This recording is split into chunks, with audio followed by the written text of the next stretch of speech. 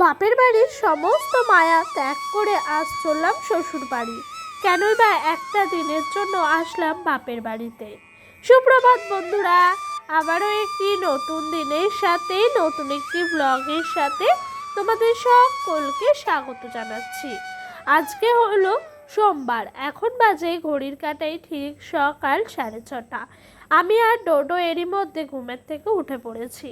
ওঠার পরই ডোডোকে ব্রাশ করিয়ে নিজে ব্রাশ করে এখন এসছি একটু হরলিক্স বিস্কুট খেতে। তবে ওকে জল দিয়ে হরলিক্স বিস্কুটটি খাইয়ে দিলাম, তার সাথে আমিও দুটো বিস্কুট খেয়ে নিয়েছি। আর আজকে সকালবেলা থেকেই তাড়াহুড়া লেগেছে বাড়ি যাব। আর জানো তো, আমরা না ঠিক করে এসেছিলাম যে আজকেই বাড়ি চলে যাব সকালবেলা। তবে এতটা সকালে যেতে পারিনি, যেহেতু আমার ছোট বাচ্চা আছে সেই কারণে। তাই ডোডোর বাবাকে বললাম একটু কিছু রান্না করি, খেয়ে দিয়ে না হয় একেবারে চলে যাব। ও সেই কথাতে রাজিও হলো। তো ওই দিক দিয়ে ভাত তো বসিয়ে দিয়েছি সকালে, ভাতটা হয়েও গেছে, ভাতের ফ্যানটা গেলে নিলাম। এখন ভাতের যে বাটিতে ফ্যানটা ছিল সেটাকে কলপারে নিয়ে এসে ফেলতে এসেছি। তবে জানো তো, বাড়িতে এসে সেরকমভাবে কাজকর্ম কিছুই করিনি, মাই সবটা করেছে। তবে এখন মা বাড়িতে নেই, সেই কারণেই আমি কিন্তু একটু রান্নাবাড়িগুলো করে নিচ্ছি। এদিক দিয়ে আমার একটু জল নিয়ে আসলাম বাটি করে, ডিম সিদ্ধ বসাবো। জানো তো, 3টে ডিম সেদ্ধ বসালাম, যেহেতু আমরা সকালেই সকলে খেয়ে দিয়ে বেরিয়ে যাব সেই জন্য। ওইদিকে ডিমটা সিদ্ধ হচ্ছে, এদিক দিয়ে চুলটা একটু আঁচড়ে নিচ্ছি। কালকে পার্লারে গেছিলাম, তোমাদেরকে তো আগের ব্লগে আমি বললামই। সেই কারণে জানো তো একটু ভুরুটাও সেভ করেছিলাম। আর জানো তো, ভুরুটা না সেভ করার পর নিজের মুখটা একটু বেশিই যেন ভালো লাগে। আমি জানো তো, যখন ভুরু সেভ করি তখন না বারবার করে একটু মুখটাকে দেখি, আর দেখে না নিজের কাছে নিজে মনে হয় যে নিজের মুখটা একটু বেশ পরিষ্কার পরিষ্কার লাগছে, গ্লো দিচ্ছে, এরকম মনে হয় জানো। আচ্ছা, তোমাদেরও কি এরকম মনে হয়? আমার না ভীষণভাবে মনে হয় জানো। আর জানো তো, যে জায়গাটায় বসে চুলটা আঁচড়াচ্ছি সেই জায়গাটাতে আমি বিয়ের আগে বসে বসে চুল আঁচড়াতাম। একটি আয়না থাকতো তখন অবশ্য সামনে। তবে জানো তো, এই জায়গাটায় চুল আঁচড়াতে ভীষণ ভালো লাগে, যেহেতু বাইরেটা পুরোটাই গ্রিল, আর গ্রিলের সামনে থেকে পুরো আলোটা আসে সেই কারণে।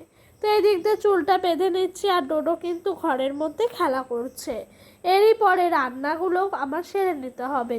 তো তোমাদের সঙ্গে কথা বলতে বলতে ওই দিক দিয়ে চুলটি আঁচড়াতে আঁচড়াতে ভাতটা হয়ে গেল, ডিমটাও সিদ্ধ হয়ে গেছে। আর এই দেখো, এদিক দিয়ে ডিমের কারি করব।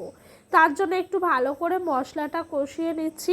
জানো তো, যত ভালো করে তরকারির মশলা কষানো হয় ততই কিন্তু দেখবে তরকারির টেস্টটা বেড়ে যায়। আর যদি মশলা থেকে তেলটা ছাড়ার পরই কিন্তু জলটা দিয়ে দিয়েছি। এদিক দিয়ে 3টে ডিম সিদ্ধ করে ভেজে রেখে দিয়েছিলাম, এখন ওগুলোকে ঝোলে ফুটিয়ে নিচ্ছি। এরই পরে ডোডো এই দেখো এইদিকে খেলা করতে ভীষণভাবে ব্যস্ত হয়ে গেছে আমাদের এই উঠানের মধ্যে। আর জানো তো, এদিক দিয়ে না আমার মা সকালবেলা পুজো করে যে প্রসাদগুলো আছে সেগুলো আমার মা এখানে ফেলে দিয়ে গেছে। আর সেখানেই জানেন তো অনেক পিঁপড়ে ধরেছে, ওগুলোই ডোডো আর কি দেখছে। গাছের মধ্যে কত সুন্দর পঞ্চজবা ফুটে আছে জানেন, তবে অনেকটা ওপরে। তো এই দেখেন, ছেলের সাথে সাথে আমিও একটু ঘুরে ঘুরে দেখছি আমাদের বাড়ির কোন গাছগুলো একটু বাড়লো, কোন গাছগুলো একটু সেই একই রকম রয়েছে। তবে এই যে পঞ্চজবা গাছটা দেখালাম, ওটি আমার বিয়ের সময় একদম ছোট্ট ছিল, এখন অনেকটা বেড়ে গেছে। আমাদের বাড়ির সামনে একটি মিষ্টির দোকান আছে, আর ওই দোকানের পরোটা খেতে অসাধারণ। মাকে যেই না বলি, মা বলছে নিয়ে আয়গা, যা খা। বন্ধুরা, আমরা পরোটা নিয়েছি। আমার ছেলে শিখে গেছে সব বলা কাকি। তো ওই দেখো, ডোডো আর আমি গেছিলাম দোকানে পরোটা আনতে, আর রাস্তা দিয়ে আসছি যখন, তখন ডোডো আমার সঙ্গে বলছিল জানো, বাড়িতে এনে পরোটাটা একটু বেশি করে ছিঁড়ে নিলাম, আর এক বাটি তরকারি নিয়ে নিয়েছি। এটাই আমরা 4জন মিলে খেয়েছি, আমি, মা, আমার ছেলে আর আমার বর। বেশি খাইনি জানো, সকালবেলা যেহেতু রান্না বসানো হয়েছে সেই কারণে অল্প একটু জাস্ট মুখের স্বাদের জন্য খেয়ে এদিক দিয়ে এসছি কাজে। তো কাজ কি জানো তো, এই দেখো এদিকে বিছানাটা একদম এলোমেলো হয়ে পড়ে রয়েছে, সেই বিছানাটাই এখন পরিষ্কার করে নিচ্ছি। সবার আগে মশারিটা ভালো করে তুলে নিচ্ছি। আর জানো তো, মশারিটা না এইরকম করে হাতে পাকিয়ে পাকিয়ে, ওই যেরকম আমি বাবুই পাখির বাসা করে রাখি আমার বাড়িতে, তোমাদেরকে অনেক কবারই আমি দেখিয়েছিলাম, সেই রকমই কিন্তু করার চেষ্টা করছি, তবে হচ্ছে না যেন। মানে হয়েছে বাবুই পাখির বাসাটা, তবে এই জায়গাটায় থাকছে না। ওইটা যেন তো কোন সাইড হলে বেশ সুন্দর হয়, তবে এই যে জায়গাটা এখানে কিন্তু কোনো কোণটা পাচ্ছে না, সেই কারণেই হচ্ছিল না। চলো মশারিটা গুছাতে গুছাতে তোমাদের সুন্দর সুন্দর কমেন্টের উত্তর দিয়ে দিই। এক বনু আমায় বলেছে যে আজও দেরি হয়ে গেল তোমার ব্লগটি দেখতে। সত্যি কথা বলতে তুমি যে প্রত্যেক দিন নিয়মিত আমার ব্লগগুলো দেখো, এটাতেই আমি ধন্য জানো। হয়তো একটু দেরি হয়ে যাচ্ছে, সববারই কাজ থাকে, নিজের বলে একটা কিছু থাকে কাজ। তো সত্যি কথা বলতে সেই সময়গুলোর ভাগ করেছে তুমি আমার ব্লগটি দেখছো, এটাই আমার অনেক ভালো লাগা জানো। আর কি চাই জীবনে, তোমাদের এই ছোট্ট ছোট্ট ভালোবাসাগুলোই জানো তো মনে হয় যে নেক্সট দিন একটা ব্লগ করি এরকম মোটিভেট করে। সেই কারণেই জানো তো তোমাদের এই কমেন্টগুলো পড়তে আমার এতই ভাল লাগে। যাই হোক, গল্প করতে করতে এদিক দিয়ে বিছানাটা গুছিয়ে নিলাম। আর এই যে এটি হলো আমাদের পাড়ার মন্দির, বাবা কালো রায় মা কালী। ছোট থেকে এই মন্দিরগুলোতেই পুজো দিয়ে বড় হয়েছি। তো যাই হোক, ওই দিক দিয়ে একটু গেছিলাম রাস্তায়, আর বাড়ি এসে দেখি মায়ের সমস্ত রান্না বান্না হয়ে গেছে। আজকে দুপুরে আমাদের থাকার কোনো রকমভাবেই কথা ছিল না, আমাদের ট্রেন ক্যান্সেল হওয়াতে আমাদেরকে থাকতে বাধ্য হয় দুপুরবেলায়। তো মা কি করবে ওইটুকু টাইমের মধ্যে বুঝে উঠতে পারছিল না, ভীষণ তাড়াহুড়া করছিল। তাই মাকে আমি একটাই কথা বললাম, একটু ডিম ভাজা করো, ডাল করো। তবে মা তা কি দেয়, মা বলছে না তার সাথে একটু আলু পোস্তও করি, তুই খেতে ভীষণ ভালোবাসিস। তবে আলু পোস্তটি আমি যতটা ভালোবাসি ততটাই জানো তো আমাদের বাড়ির সকলেই ভালোবাসে। দুপুরের খাওয়া দাওয়া শেষ, বেরিয়ে পড়েছি বাড়ি যাওয়ার উদ্দেশ্যে। এই যে মা চললো আমাদেরকে একটু রাস্তা অবধি এগিয়ে দিতে, আর তোমাদের এক ঝলক দেখিয়ে দিলাম আমার সেই গলি, আমার সেই ফেলে আসা হাজারো স্মৃতির একখানি টুকরো। যাই হোক, এই দেখো এখানে দেখলাম জলের ব্যবস্থা করেছে, বেশ ভাল লাগলো দেখে। আর এই দিক দিয়ে আমার বর, আমি আর ডোডো চলে এসেছি স্টেশনের কাছাকাছি, তবে স্টেশনে পুরো পৌঁছায়নি, স্টেশনের মুখটার কাছে আর কি। আর স্টেশনে এসে দাঁড়াতেই একটি ট্রেন আমাদের ফেল হয়ে গেল।